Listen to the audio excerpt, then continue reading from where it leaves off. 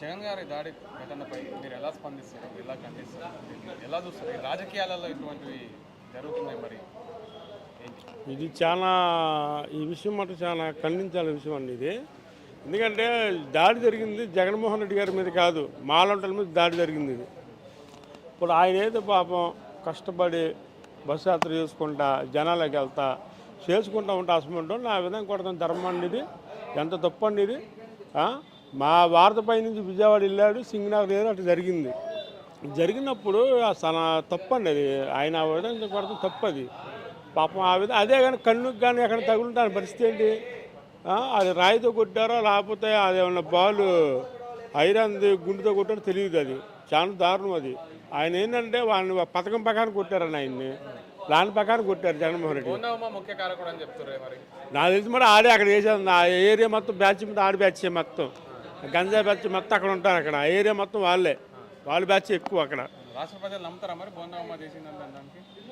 నమ్మడం అంటే పోలీసులు ఎంక్వైరీ చేస్తున్నారు, చేయనియండి. ఇప్పుడు సీసీ ఫుటేజ్లు ఇవన్నీ ఉంటాయి. నైట్ పూట కరెంట్ పోయింది అంటున్నారు కదా, దాని ప్రకారం చూద్దాం. ఇవాళ రేపు తెలిసిద్ది, తెలిసినప్పుడు అప్పుడు బయటకు వచ్చింది మొత్తం. ఇదంతా వాళ్ళు చేసుకుంటున్నారండి. ఇదంతా జగన్మోహన్ రెడ్డి గారు ప్లస్ ఇదంతా ఈ విధంగా చేయడం కరెక్ట్ కాదు. అది ఇంత జరిగినా కూడా జగన్మోహన్ రెడ్డి గారు ఏ విషయము ఎవరితో ఏం మాట్లాడకుండా, ప్రెస్తో కానీ నోట్లో కానీ ఏం మాట్లాడకుండా చిరునవ్వుతో వెళ్తూ అభివాదం చేస్తూ వెళ్ళింది. మరి దేనికి సంకేతం? ఆయన ఒక్క మాట కానీ చెప్తామని మొత్తం అల్లకొల్లం అయిపోద్దండి. ఎందుకంటే ఆయన ఓర్పు అని సహనం వల్లే తాగుతున్నారు. కార్యకర్తలు ఉన్నారంటే ఆయన ఒక్క మాట కానీ చెప్తామంటే మొత్తం ధ్వంసం అయిపోతుంది మొత్తం. ఆయన చెప్పడు. ఆయన ఆ రోజు కోడికత్తితో పొడిచినప్పుడు కూడా ఒక్క మాట ఎవరు చెప్పలా, సైలెంట్గా ఉన్నాడు. ఇవన్నీ ఏంటంటే రేపు మళ్ళీ నెక్స్ట్ 2024లో మళ్ళీ జగన్మోహన్ రెడ్డి సీఎం పక్కా. అది వైఎస్ఆర్ కాంగ్రెస్ పార్టీ లోక్సభకు అధ్యక్షులైనటువంటి సీఎం జగన్మోహన్ రెడ్డి గారిపై జరిగిన జారీ విజయవాడ ప్రాంతవాసిగా ఎలా చూస్తారు, మీరు ఎలా స్పందిస్తారు? ఒక కృష్ణా జిల్లాలోనే ఇంత ఆదరణ ఉంది సీఎం గారికి, అది చూసి ఓర్వలేక ఒక సన్నాసులు కలిసి ఆయన మీద దాడికి ప్రయత్నం చేశారు. దాడి జరిగినా కూడా ఆయన భయం బెనుకు లేకుండా మళ్ళీ ప్రజల్లోకి వెళ్ళాడు. అదే చంద్రబాబు అయితే నేను చనిపోయానని చెప్పేసి పండుకొని అంతా హడావుడి చేపించాడు. జగన్ గారు అలా చేయలేదు. మనం ప్రజల కోసం వచ్చాం, ప్రజల్లోకి వెళ్ళాలని ప్రజల్లోకే వెళ్ళాడు ఆయన.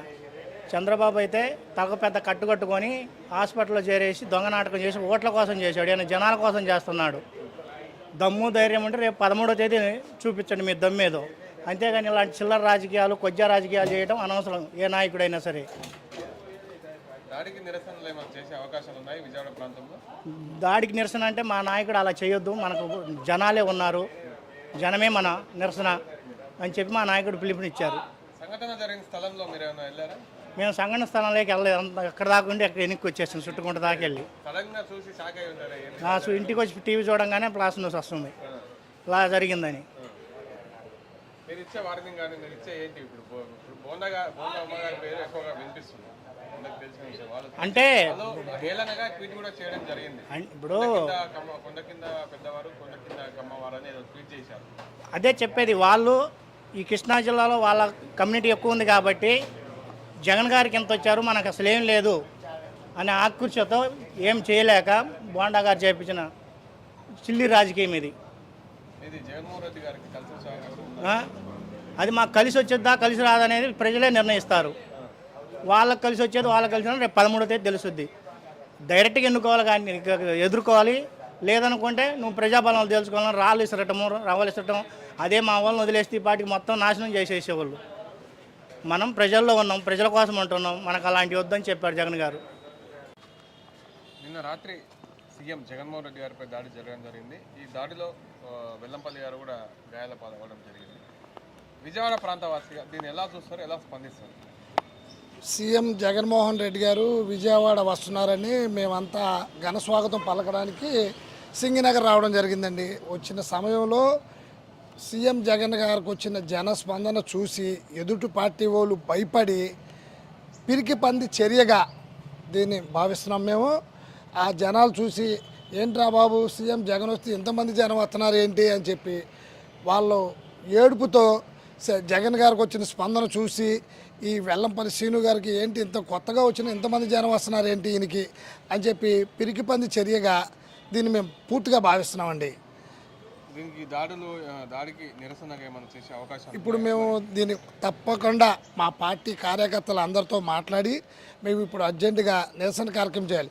ఇప్పుడు మేము పాదయాత్ర కూడా చేసుకునే స్థితిలో మేము లేమా ఏంటి? రోడ్డు మీదకి వస్తే రాళ్ళు పెట్టుకోవటం, పిచ్చి పిచ్చి పనులు చేయడం, ఆ బళ్ళు అడ్డు పెట్టడం, ఈ బళ్ళు అడ్డు పెట్టడం ఏదేంటో చేస్తున్నారు. ఇప్పుడు జనాల్ని భయప్రాంతులు చేస్తున్నారు వీళ్ళు. జనాలకి గొడవలు పెట్టేద్దామని ఏదో ఒకటి అలజడి సృష్టిద్దామని అనుకుంటున్నారు. అలాంటి ఆటలు మేము సాగనివ్వం.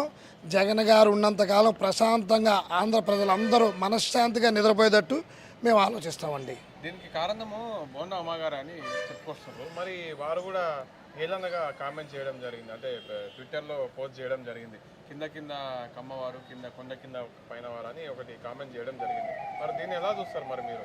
వాళ్ళు ఇప్పుడే కాదండి, ఎప్పుడైనా సరే వాళ్ళ పార్టీ నాయకులు వాళ్ళ కార్యకర్తలే బాగుపడాలని చూస్తారు.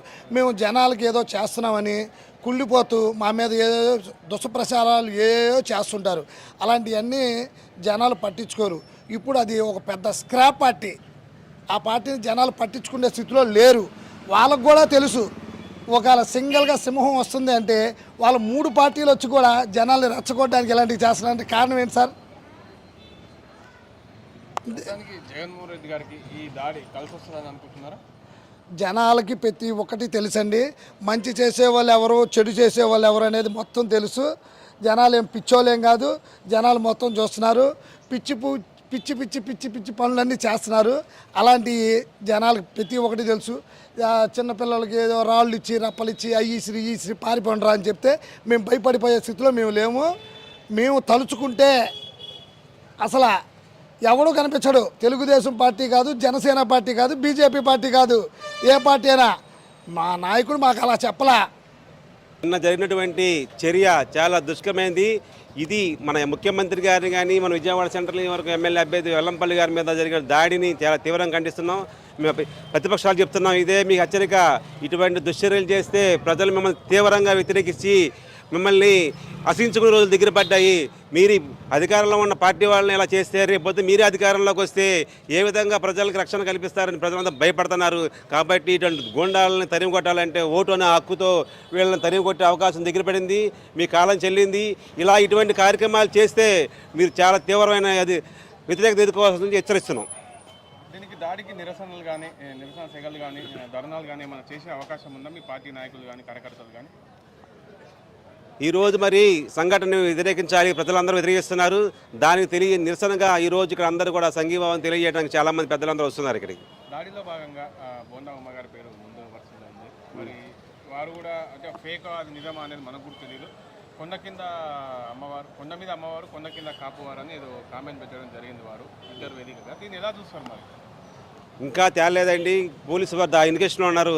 వాళ్ళు ఎటువంటి వాళ్ళైనా సరే, బోండావమన, చంద్రబాబు లేకపోతే పవన్ కళ్యాణ్, ఏ కూటమైనా సరే ఇటువంటి చర్యలు చేయకూడదు. ఇది చాలా నీచమైన చర్యలు. ఇది ఎవరైనా ప్రజలు ఇటువంటి ఎవరైనా సరే, ఆ వ్యక్తి ఎవరైనా సరే ప్రజలు అసహించుకుంటారు. కాబట్టి వాళ్ళగా వదిలేస్తారు. ప్రజలు ఓటు అనే ఆయుధంతో వాళ్ళు యుద్ధం చేసి వాళ్ళని నాశనం చేస్తారు. Thank you.